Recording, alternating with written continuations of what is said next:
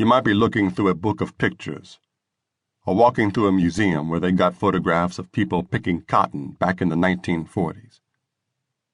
Your eye might be drawn to a photo of a family out in the fields. There's a father with his big old sack filled with cotton. There's a woman next to him, maybe his wife, maybe his sister. And next to them is a boy, maybe 9 years old. He got him a flour sack. That's all he can manage. After all, it's his first day picking. That little boy could be me. I started picking at about that age. I stood next to my daddy, who showed me how to do the job right. Depending where you're coming from, you could feel sorry for that little boy, thinking he's being misused. You could feel he's too young to work like that.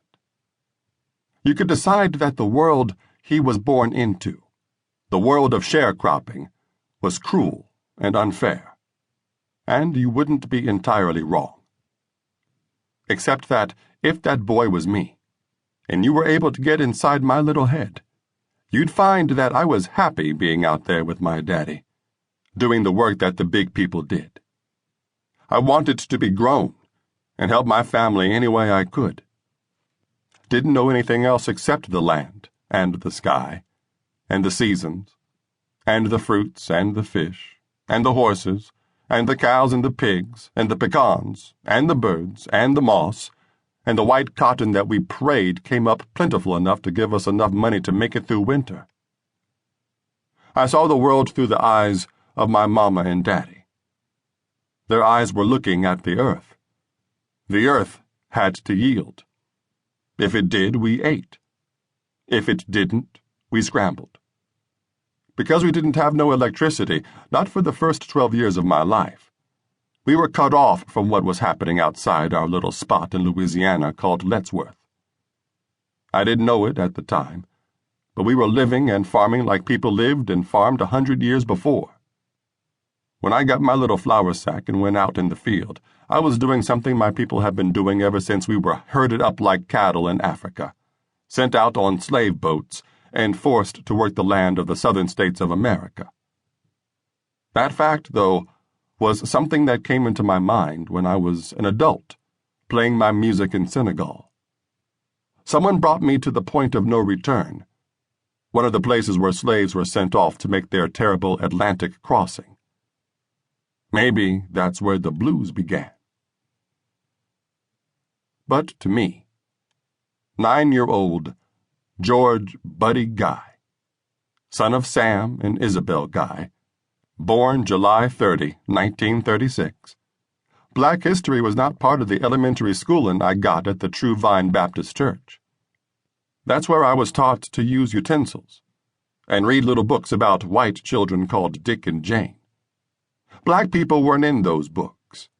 Blacks weren't part of history. All we knew was the present time. We knew today, and today meant shuck the corn and feed the pig, and go to school in the evenings after our chores were done. I had fears, snakes and lightning, and ghosts who were said to haunt the graveyards. But I had something bigger than those fears, a feeling of family. Back then, family feeling was stronger than it is today. If you had a righteous mom and dad like I did, they could make you feel that no matter what, everything was all right. If you had 2 older sisters like mine, Anna Mae and Fanny, and 2 younger brothers, Philip and Sam, who always had your back, you felt protected. We lived in a wooden shack built up on pillars. We didn't have no indoor plumbing. When it was blistering hot and we wanted to escape the heat, we'd go under the cabin where the dirt was cool.